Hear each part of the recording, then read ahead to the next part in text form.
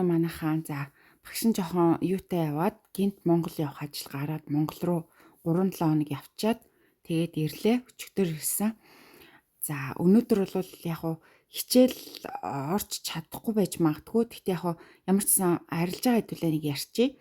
За дэлхийн мэдээгээ 5 дахь өдөр ярина. За дэлхийн мэдээнд дөр нэлээд олон асуудлууд гарч ирсэн байгаа. Тэрнтэй холбоотойгоор яг хуу биткойны уналд оржсэн. Гэхдээ зүгээр энийг бол бид нар мэдж байгаа штэ.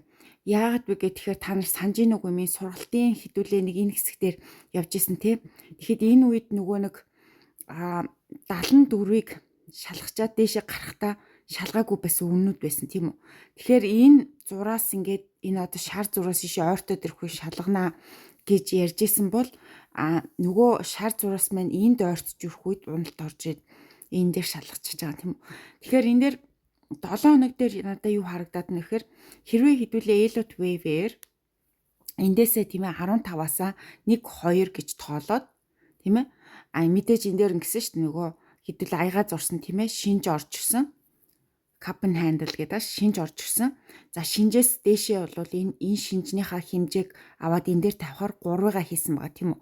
Тэгэхээр эндээс биш 1 2 3 4 хийгээд за ингээд 5 хийх гэж явж их үед уналд орчиж байгаа. 5 хийж дуусааг байгаа. Миний одоо юугаар бол одоо чартын зургаар бол 5 дуусааг байна гэж үзэж байгаа. Тэгэхээр энэ дээр бүх 5 руу явж гинэ гэд ингээд бүгд одоо өсөлттэй явах нэ 5 руу орж гэж гинэ гэх үед нь уналд орчиж байгаа. Энэ бол нөгөө цэвэр бооцны арилжааны бооцод дээр арилжаатай явж байгаа хүмүүсийг сэгсэрж байгаа үйл явдал. Тэгэхээр та нар биш үү эндээс биш нөгөө сувгийн зуралт хийдэг штэ. Дээшээ сувгийн зуралт хийхээр энэ суугнаас жоохон гарч ирсэн байгааз уул нь энд сууган дээр бол явах байсан. Энэ 80 энэ дээр нэг орчсон дээ 82 руу орчсон 83 руу орчсон дээ энийгээ барих хэрэгтэй байсан бол өшөө илүү уналд орчсон байгаа. Мэдээж магадгүй энэ дээр нь айгүй олон энэ дээр нэг крампын мэдээ орчсон шүү дээ. Тэгэхээр энд олон хүн дээшээ орног одоо хүсэж гинэ гэж орж ихэд нь хахад нэг унгаж орж ирж байгаа. За ийм асуудал явж байгаа тийм үү. Тэгэхээр энэ дээр хүн болгоо одоо сандарч байгаа. Одоо ингээд юу руу орж ирэх нэ. Юу гэдгийг одоо нөгөө 7 хоног дээр тий 20 өдрийн мөвийн авиржийг шалах нэ гэж бодож байгаа гэж магадгүй. Гэхдээ миний хувьд бол болоогүй аа гэж үзэж байгаа. Яагаад болоогүй аа гэж үзэж байгаа вэхээр энэ тренд лайн буюу энэ юу зураас маань тийм ээ энэ ягаан зураас маань ийшээ магадгүй 70 эд рүү ойртоод ирэх үед нэг шалах бах. Тэгэхээр тэрнээс өмнө бол энэ дээр ерөөсөө юу явагдана 5-ыг дуусчих. Тэгэхээр 5 маань хэд дээр байх ёстой вэ гэдгийг таад мэдчихэж байгаа шүү дээ. 5-ыг хэдүүлээ хаанаас хэмжих ёстой вэ? 5 ч нь биш үү тийм ээ. Энэ 15-аас энэ хүртэл явсан энэ юу байгааз 74 хүртэл явсан байгаа зү. Тэгэхээр энэ хоёрын хооронд хэдэн мянган долларын зөрөө байна те. Энэ зөрөөгөө аваачаад энэ дээрээ нэмэхэд та дээдлийнхаа үнийг олж харна шүү дээ. 5-ыг олж харна. Тэгэхээр 5 иж дуусаагүй байгаа гэж ингэж харагдаж байгаа. За Ethereum дээр бол хэдүүлээ багш нэг дандаа нэг ярьсан те Ethereum-ыг хүмүүс одоо юу гэдэг эндээс те нөгөө ингэ тоолодсон шүү дээ. Эндээс 1 2 3 4 5 гэх тийм ээ. Энд бол 4 байх ямар ч боломжгүй. Elliott wave-ээр бол 4 хаана орж ирэх вэ гэхээр 4 яадаг вэ гэхээр одоо биткойны төрөний дээдлий дээр харагдаж байгаа зү.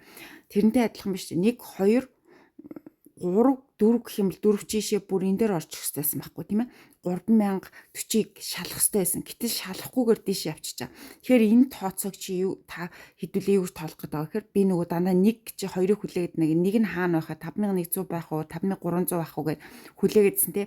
Тэгэхээр хэрвээ энийгээ 1 байна гэж үсэх юм бол одоо хэдүүлээ 2 гэж тоолно гэсэн үг Ethereum-ийн үед. Тэгэхээр 1 2 3 гэдэг юм. Тэгээ яагаад урна агшны энэ дээр Ethereum дээр ч юм уу аалтууд дээр зэнтэй хүсэлттэй явахаар харагдаад байгаа вэ гэхээр хэдүүлээ нөгөө энэ дээр юу мэдчихэж байгаа штэ. Нөгөө нэг юу маань явж байгаа тийм ээ. За трейдинг ревью дээр харуулдаг. За энэ дээр бол биш нөгөө биткойны биткойны одоо хэдүүлээ миний одоо зурсан байна штэ. Энийг би одоо аль дээр л зурсан юм явж байгаа. Тэгэхээр энэ биткойны нөгөө dead cross орж ирсэн учраас тийм ээ dead cross-ыг таад мэдчихэж байгаа тийм. Dead cross нэг өдрийнх дээр орж ирсэн шүү дээ. Тэгэхээр би энийг 7 хоног дээр яаж зурсан бэ гэхээр эндээсээ 1 2 3 4 гээд тийм ээ 4 ээжтэй одоо 5-аа хүлээж байгаа. Тэгэхээр миний энэ бол чартаар явж байгаа учраас би энэ дээр ерөөсөө одоо юу гэдэг санаа зовоо сандраад миний зурснаас арай өөр болоо шүү дээ. Одоо юу болох вэ гэдэг дээр санаа зовж байгаа юм бол байхгүй. Яагтвэл яг одоо юун дээр нөгөө нэг доминац дээр энэ дээр ийшээ хүлээж байгаа. Тэгэхээр энэ ийшээ орж ихэд юу гэхээр хэдүүлээ хитэрмийн хувьд бол юугаа тоолно? 3 маань энд тоологдно. Хитэрмийн 3. Тэгэхээр хитэрмийн 3 чи хаана байх хэвтэй гэдгийг хэдүүлээ нөгөө одоо компьютер дээрс зурчаад гаргаж байна шүү дээ. Багш нь утсан дээр явж байгаа учраас зурхад хэцүү тий. Гэхдээ энэ дээр юу та нар 3 хаанаас тооцоолоо гэхээр хэрэг хэдүүлээ 1 2 гэж үзэх юм бол эндээс энэ 2 хүртэлхийг